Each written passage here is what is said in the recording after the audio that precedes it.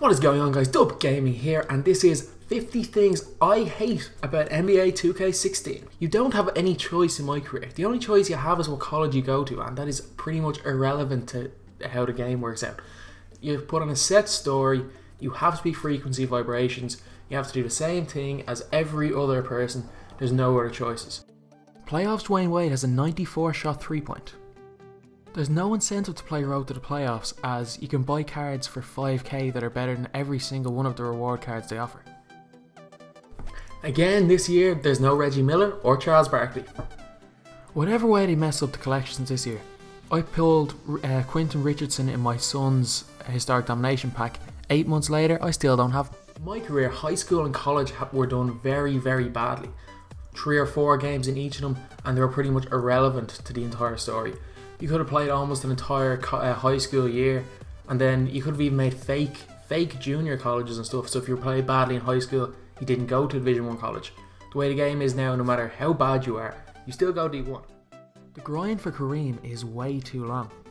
If you were to win every single game, it'll take 3 entire days of just playing 2K to get him. This is one that doesn't really affect most people, but in Europe, on Grange Mean Time, at around until about 8 or 9 at night, it's nearly impossible to find a game. In my opinion, all of these players are better than the best MJ you can buy on the market. While I couldn't get any clips of it, there's plenty. You can look anywhere for it, but when you play a zone, there is no transition defense. Your two big guys, for some reason, just stand on your opponent's baseline and just leave the entire basket area open, and your 3 wings stand around the 3-point line. So all they literally have to do is just run straight through, and they're straight at the basket. So there's such a big risk playing zone. And it's not because they found ways to break.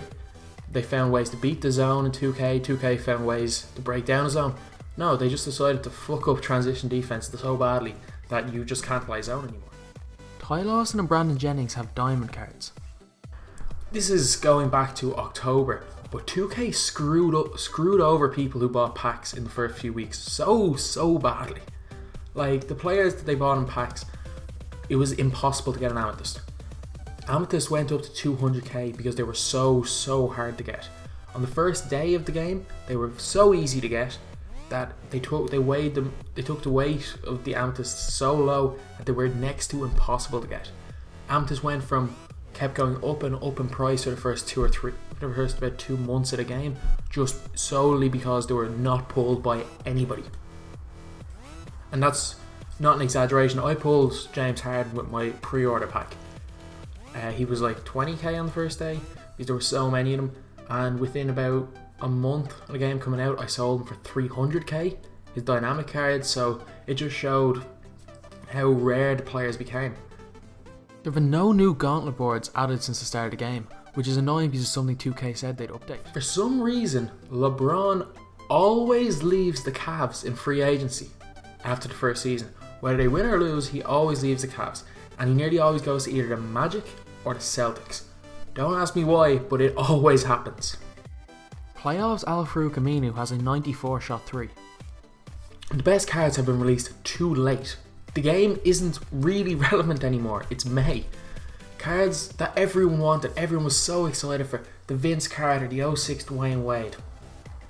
All where people were hyped for them in October. As the game went, people lost their hype, so that when they were released, no one gave a shit.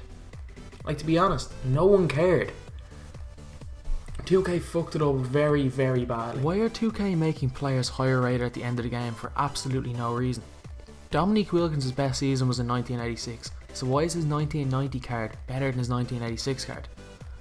It happens a lot. If you look, Amare Stoudemire's 2010 card that's coming out is rated 94, which is better than Finals MVP Dwayne Wade. It doesn't really make sense, and it seems like 2K are just bumping up the ratings of players towards the end of the game just so that people open packs, which doesn't really make sense. Why couldn't they have just given the 1986 Dominique Wilkins a higher rating, or the 06 Dwayne Wade a higher rating in the first place, instead of making everyone around them higher and them cards pretty much useless?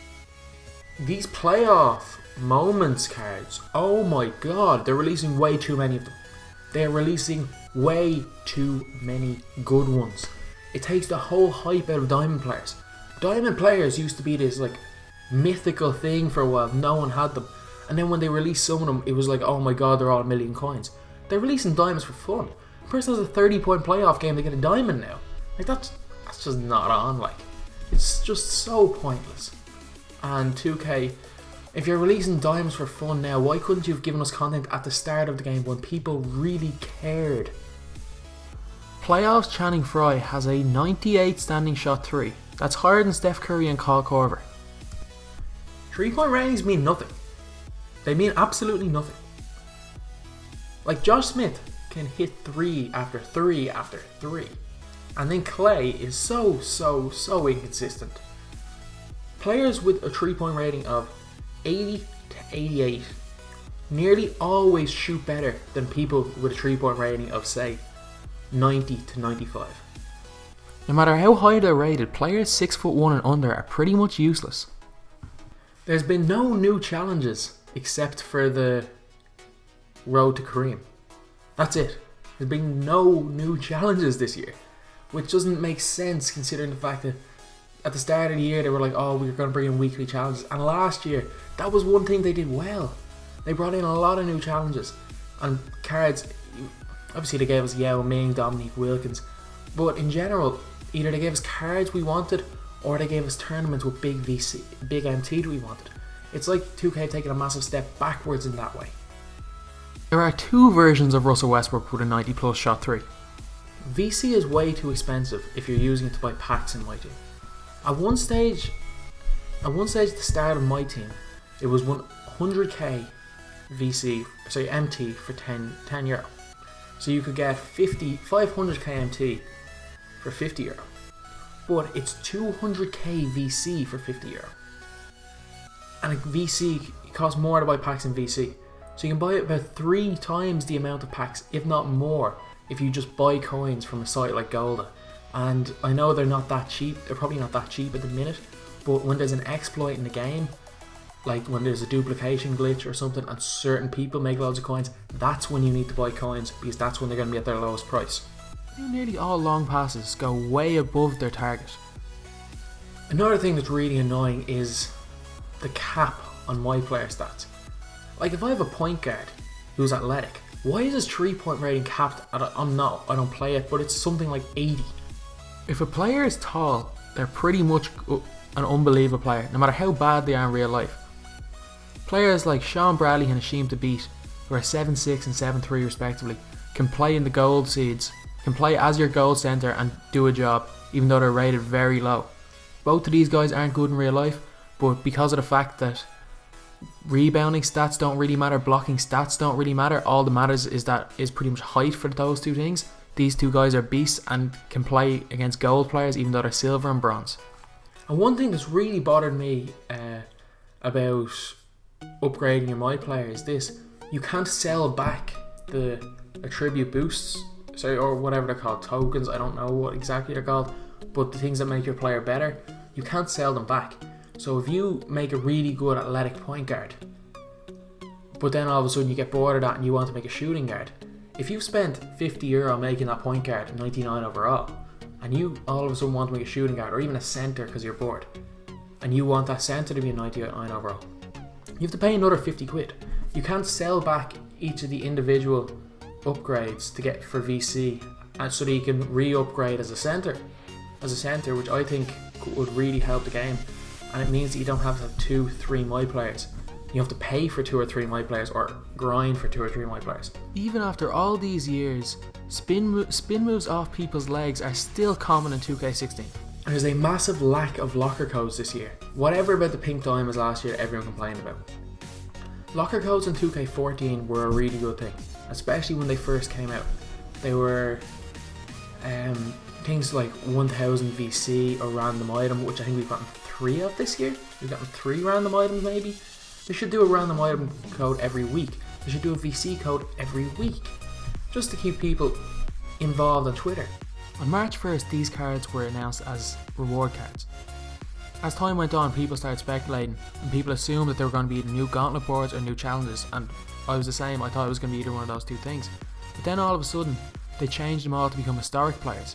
So it looks like they had plans to make content and they decided not to make the content, which is one thing, but what's even worse is that all of these players here, bar Jason Williams, who they've already released, are now rated higher. So they released Jason Williams, realised there was no hype about him, so decided, oh, we're going to bump up the rest of the cards in this group. So pretty much, they're bumping up ratings of cards for absolutely no reason to get people more hyped about them. There was no set time for dynamic ratings to be updated, so at times they were updated every day for about 4 or 5 days, and at other times they went weeks without being updated. That pretty much screwed people over that would have bought cards and they didn't know when they were going to be upgraded or downgraded. So for example, if you bought a card and they had 3 or 4 really good games and you knew if there was a set time at that 2 weeks they were going to be regraded, you know they're going to go up. The fact is that if you don't know when they're going to be updated, it could be any time. So they could have a bad game and then all of a sudden not get updated. So there should be a set time. They don't even need to do it that often. I'm not even complaining about it being done too little, which a lot of people are. There just needs to be a set time every week, 2 weeks, heck, even a month. There has to be a set time for this, just so that people don't get that screwed by it. Some historic players got random upgrades throughout the year. Like this Mark Aguirre started off as an 88 rated silver, then suddenly became an amethyst player a few months after it was released. So, no matter how much people try to deny it, 3-point cheese is alive and well. 2K are putting in more effort into the game now than they did at the start, which doesn't really make sense because of their lack of effort, lack of innovation, and lack of content is what's driving a lot of people away from the game. So all they're trying to do is hang on to the few people that they still have left. If a player is fast and has a high 3-point rating, they're pretty much a god in this game. For example, Jim Jackson here, rated 72 overall, but because he has 90 speed and 86 shot 3-point, he can play in pretty much any seed as well as any goal player. In my league, the award winners are the exact same every single time you simulate a season. There are way too many conversations in my GM. To be honest, there's no reason not to play my league. It's my GM without the bullshit conversation. Why can't players catch a long pass in this game? If you look at this, it's not as if the pass is even particularly high. It's at a normal height for Curry to get, but instead of just standing up and catching it, he bends down too low so that he's too low for the ball and just flaps his arms. If he'd stood up straight or jumped, he would have caught that ball. The market is pretty much dead. You can buy pretty much any goal player for under 5,000 coins, and you can buy a lot of amethysts for under 20k. It is way too easy to win an NBA championship with the Philadelphia 76ers within 3 seasons in my league. Apart from the likes of Westbrook and Wall, the point guard position is pretty much useless. All they have is speed, but height directly affects speed, so players like T-Mac, rookie Michael Jordan, and even Kent Bazemore are probably better options at the 1. The 2K servers are completely down a lot, and that's not disconnected from games, the servers being terrible. This is just the servers being completely down for a long time, without warning even. No matter how small the defender is, post hooks never seem to go in. Maybe this is just me, but no matter what version of his card I use, no matter what game mode I use him in, Steph Curry can't shoot. Why can't the AI catch the ball? Like, look at this, no one anywhere near Drag Edge Hall of Fame, and he just bats the ball out of play instead of catching it. It's 2016, why do players still walk through each other so frequently? Like, fair enough this is a PS3, but this console generation's been 3 years old, surely 2K should have fixed this by now. I know I've already made a video about it, but the stamina glitch is one of the most annoying things of 2K16, and it's been in the game since week 1. Like, it's where your stamina goes down pretty much 1% every single second. Your players can get tired within 30 seconds on the court, if this happens to you. It happens to me every 5 or 6 games, and it's extremely frustrating, and 2K haven't fixed it with any of their patches yet. Are you fucking kidding me? The game froze. Oh my god. No. This is a 0-0 loss. This is a fucking 0-0 loss. Oh my god. It happens every single game. Look at the start of this seed. 0-0-0-0. I've won 3 and lost 2 games. But I'm 3-5. He's had 3 fucking 0-0 losses. And the last thing, the thing I hate most about 2K16 is the fact that the majority of these problems were in the game last year. Nearly all of this has been in 2K15, 2K14, and obviously 2K13 I think was on the PS3 was better than all of these games because it didn't have as much bullshit. Nearly all these things haven't been fixed. They've been either in the game since launch day, or they've been in the game for 2-3 years, and 2K still haven't fixed them. So that's the video. These are 50 things that I hate about NBA 2K16. I know there's definitely things that piss a lot of people off that I've left off, and there's a lot of things that are just my opinion for why I hate them, that they're not actually bad things in the game.